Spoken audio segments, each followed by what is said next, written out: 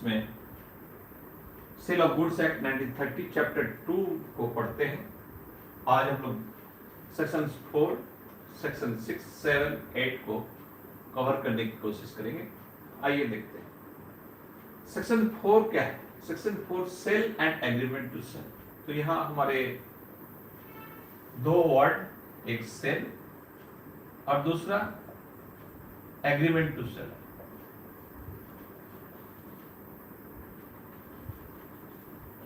Agreement to sale. तो friends, sale, जब भी सेल की बात है आए तो इसमें 4-5 कंपोनेंट होना जरूरी है। एक ट्रांजेक्शन बिटवीन द पार्टीज, मान लिया जाए mister A and mister B है। मिस्टर ए और मिस्टर बी कोई गुड्स जो है बेचना चाहता है इसको बी को, और बी उसको खरीदने के लिए तत्पर है, खरीदना चाहता है। तो इसमें एक सेल कंसिडरेशन होगा,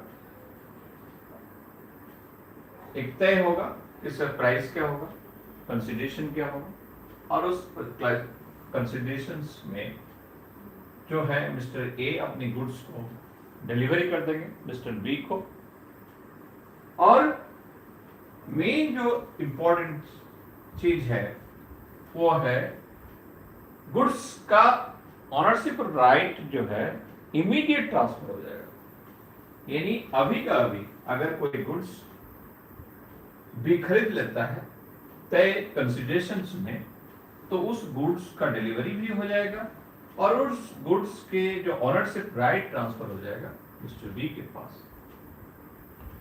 अब जब ऑनरशिप राइट ट्रांसफर हो गया तो डेफिनेटली रिस्क भी ट्रांसफर हो गया, इस गुड्स से संबंधित रिस्क भी बी के पास चला जाता है।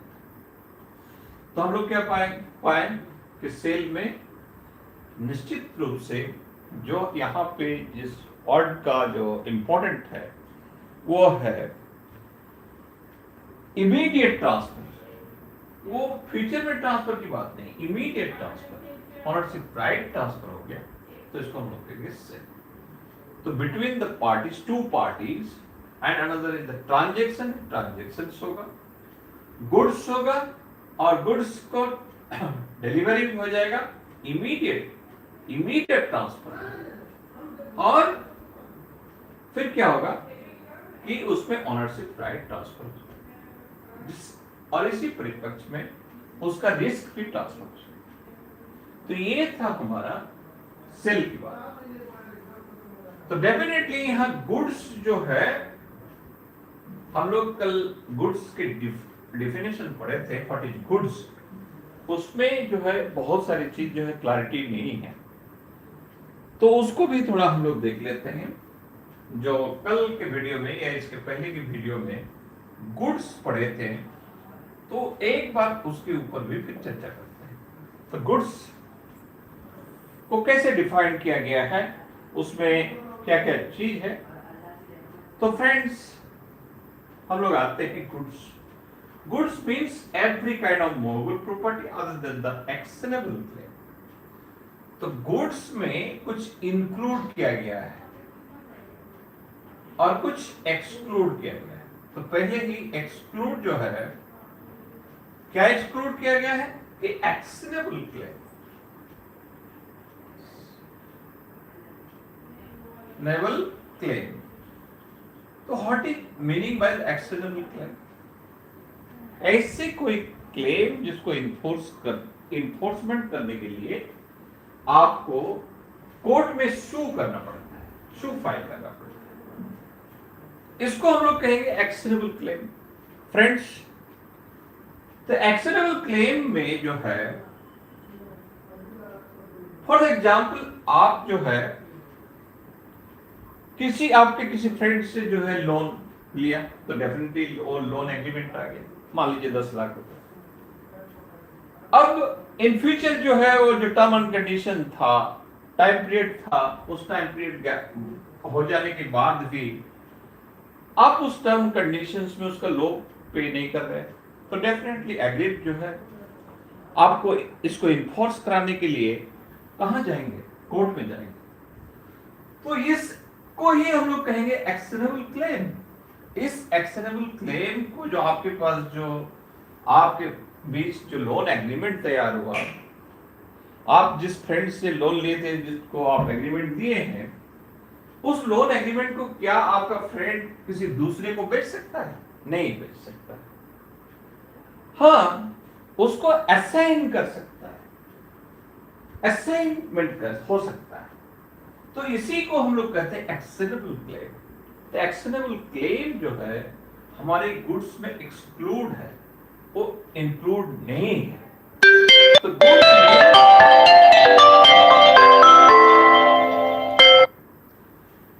Friends, goods means every kind of movable property other than actionable claim and money. दूसरा जो एक्सक्लूड है वो क्या है? Money. What is the reasons? What is the logic?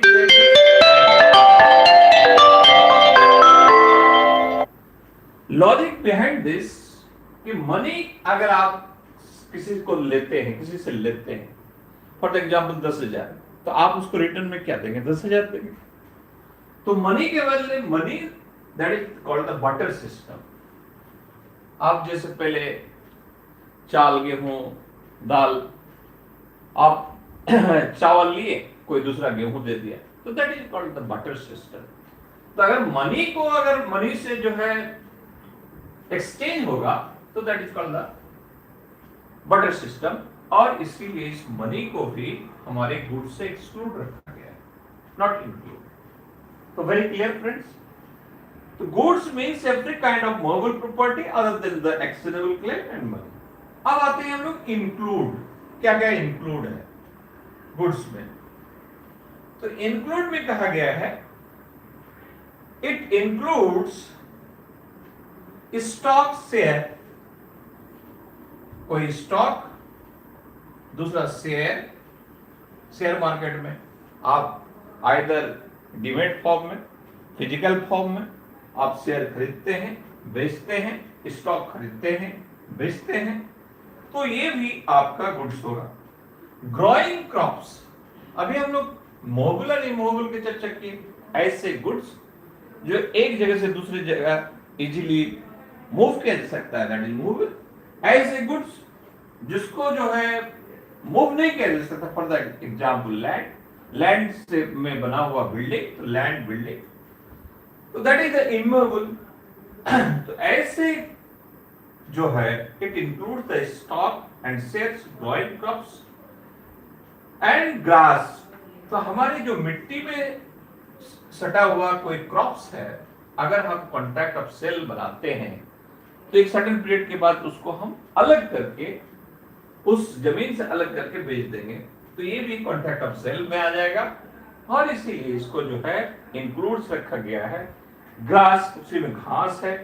और अटैच थिंग्स, टिम्बर जैसे part of the land which are agreed to be severed before sale or under the contract of sale।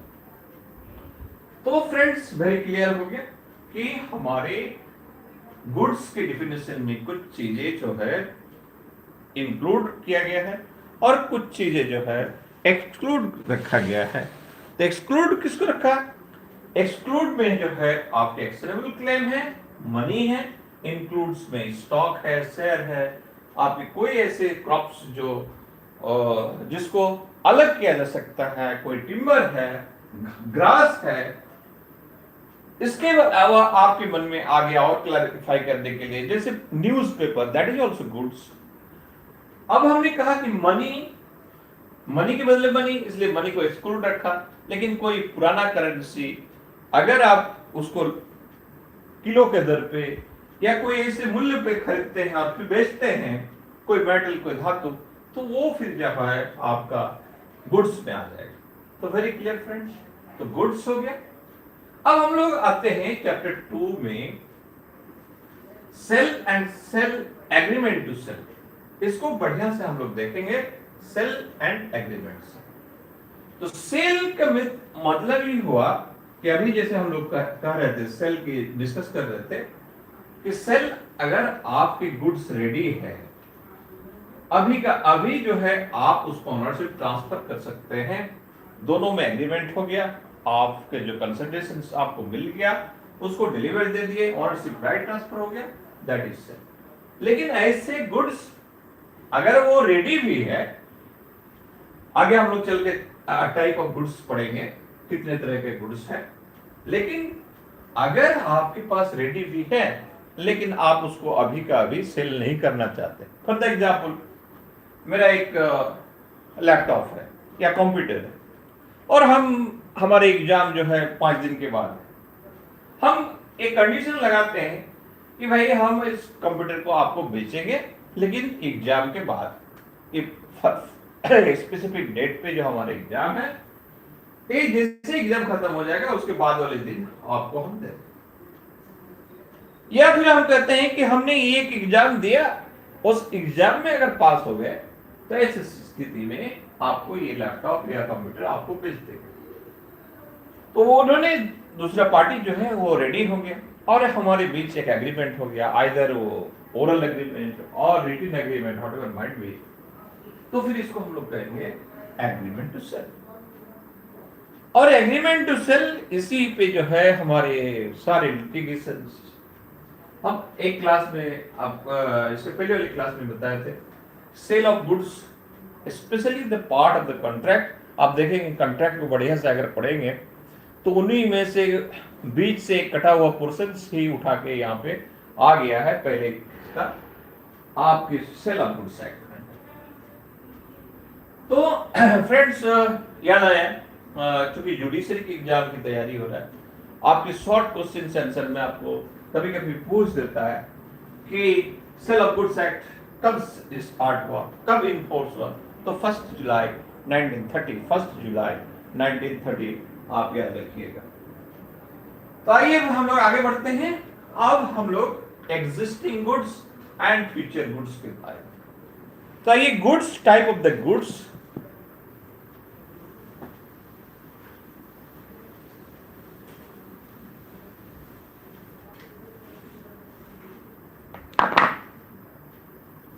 तो goods जो है, goods को हम लोग number 1 existing goods,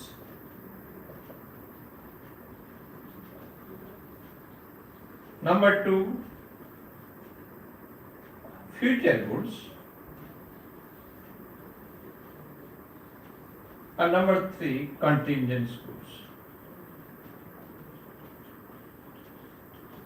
friends, हम लोग अब तक कुछ एडवांस हो चुके हैं, हम लोग ये सारे चीज क्लासिफिकेशन क्यों पढ़ रहे हैं, हम लोग सेल ऑफ गुड्स एक्ट पढ़ रहे हैं और sale and agreement to sale, दो टर्म पढ़ रहे हैं। तो क्या फ्रेंड्स किसी फ्यूचर गुड्स में या कंटिंजेंट गुड्स में, अभी हम लोग बढ़िया से नहीं समझे कि what is the future goods है, कंटिंजेंट गुड्स है, लेकिन फिर भी फ्यूचर गुड्स में और कंटिंजेंट गुड्स में क्या सेल पॉसिबल है, संभव है? Answer is no. क्यों? क्योंकि ये गुड्स रेडी नहीं है। ये जो है हमारे सेल तभी होता है immediate transfer, immediate transfer friends.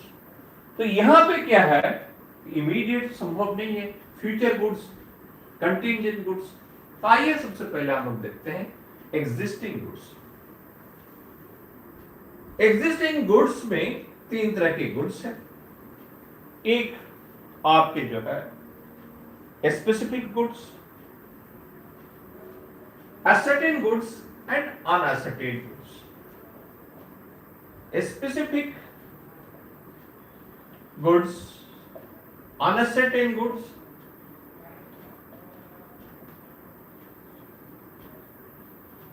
and ascertained goods.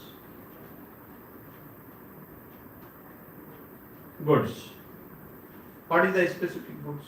For the example, मैंने एक क्या कहते हैं कार के शोरूम में गए, यहाँ जो है 20-25 कार लगे हुए हैं, बट क्या मान लिया जाए इसको हम और थोड़ा सा कर दे रहे हैं। अब हुंडई के एक स्पेसिफिक क्या कहते हैं ब्रांड जो है और मॉडल जो है उसी का 10 कार, स्पेसिफिक मॉडल के ही 10 कार खड़े हुए हैं।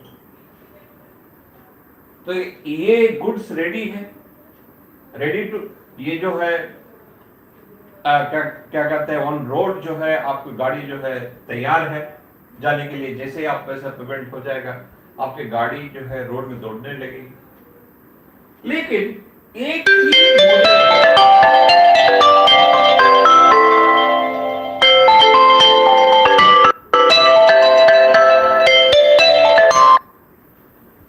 एक ही मॉडल के 10 गाड़ी है। 10 गाड़ी में से आपने स्टिक देकर बताया, किसी एक स्टिक देकर कह रहे हैं कि यही वाला गाड़ी चाहिए हमें, तो that is the specific goods. यही चाहिए हमको, यही चाहिए, आप जो है स्पेसिफाई कर दिए, तो that is called the specific goods. अब अनसर्टेन गुड्स, ऐसे गुड्स जो एग्जिस्टिंग है, मौजूद है, रेडी है, लेकिन बल्क में। फॉर द एग्जाम्पल, मैंने किसी मंडी में गया, 50 बोरा जो है आलू जो है रखा हुआ है, लेकिन हमको उनमें से 5 केजी आलू चाहिए, तो डेफिनेटली ये जो है अनसर्टेन है। उस गुड्स तो है, लेकिन हम कौन से 5 किलो, छोटा बड़ा, हमने उसको जो है असर्टेन नहीं किए, तो that is called uncertain goods.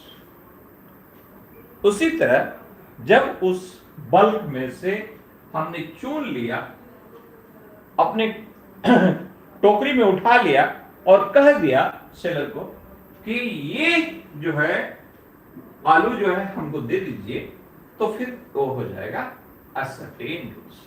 Friends, hope so के क्लैरिटी है। The existing goods, there are 3 types. One is the specific goods, another is the uncertain goods, and then ascertain goods. जब भी uncertain goods and ascertain goods की बात आए, तो ये दिमाग में रखना होगा कि ये बल्क में होगा। ये क्या होगा? बल्क में होगा। नेक्स्ट जो है हम लोग next point, future goods. What is future goods? तो फ्रेंड्स, ऐसे गुड्स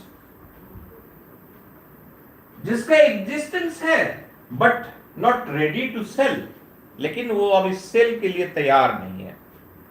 फॉर द एग्जाम्पल, हमारे मैंगो ऑर्चर्ड है, हमारी मैंगो की खेती है, मैंगो अभी कच्ची अवस्था में है, अभी वो फिनिश्ड जो है पका नहीं है, लेकिन परचेजर को क्या चाहिए? पका हुआ मैंगो चाहिए, और पकने में अभी 15 दिन टाइम लगेगा या 20 दिन टाइम लगेगा। तो इस मैंगो को हम लोग क्या कहेंगे? Future goods. क्या कहेंगे? Future goods. ये 15 दिन के बाद ही होगा। तो फ्रेंड्स, यहां आप बताइए, क्या इस फ्यूचर गुड्स में सेल पॉसिबल है? नहीं है, सेल पॉसिबल नहीं है। यहां क्या पॉसिबल है? Agreement to sale. हम एग्रीमेंट कर सकते हैं उस व्यक्ति से कि आपको सच एंड सच रेट पे, आपको जो है 15 दिन के बाद या स्पेसिफिक एक डेट पे आपको इतनी कुंटल, इतने टन, व्हाटएवर माइट बी, इतनी क्वांटिटी जो है आपको आम हम देंगे। उनके डिलीवरी चार्जेस हम बेयर करेंगे, ट्रांसपोर्टेशन चार्ज हम बेयर करेंगे या आप करेंगे। जो भी आपके टर्म कंडीशंस उसमें डालना है आप डाल सकते हैं। तो इस फ्यूचर गुड्स में जब भी होगा एग्रीमेंट टू सेल होगा। अब आते हैं तीसरा पॉइंट्स आपके सेल के ऊपर, contingent goods. Types of the goods में contingent goods. What is the contingent goods? Contingent goods में सच गुड्स जिसमें जो है अनसर्टेनिटी एग्जिस्ट हो, तो उनकी सर्टेनिटी नहीं है, अनसर्टेन है, हो भी सकता है, नहीं भी हो सकता है। फॉर द एग्जाम्पल, मैं एक शौक रखता हूं फिशिंग का, तो फिशिंग करने के लिए जा रहा हूं। फिशिंग जब करने के लिए जाते हैं और रास्ते में कोई एक व्यक्ति मिल गया, उसको लगा कि फिशर जो है फिशिंग करने के लिए जाते हैं, जो हमारे जो बोर्सी जो होता है उस बोर्सी में, तो उन्होंने कहा कि वकील साहब, जब आपको अगर मछली मिलेगा, और क्या करते हैं, और भी उन्होंने एक कंडीशन जोड़ दिया कि रूहो मछली मिलेगा 1 किलो वाला, तो फिर आप जो है हमको दे दीजिएगा, हमको बेचिएगा, ये हम आपको 500 रुपये केजी हम देंगे।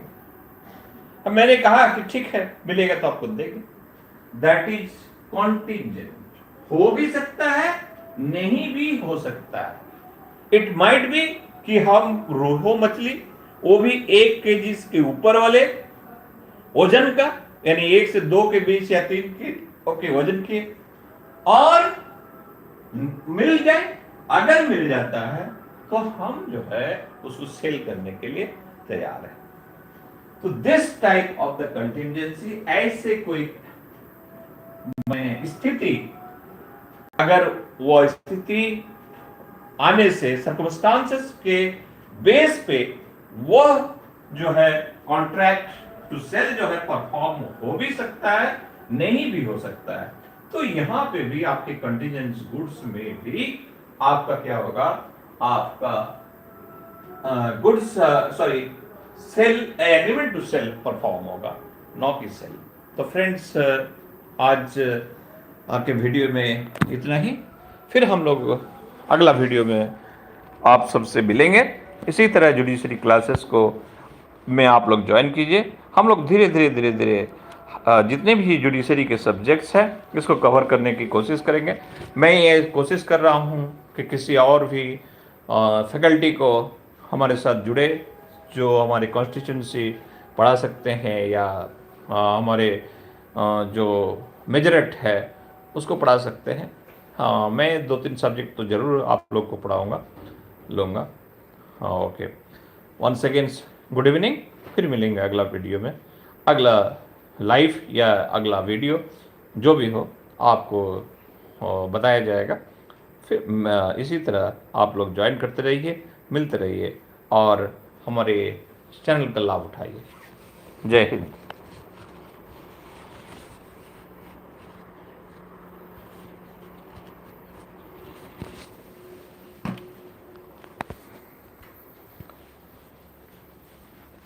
dressing table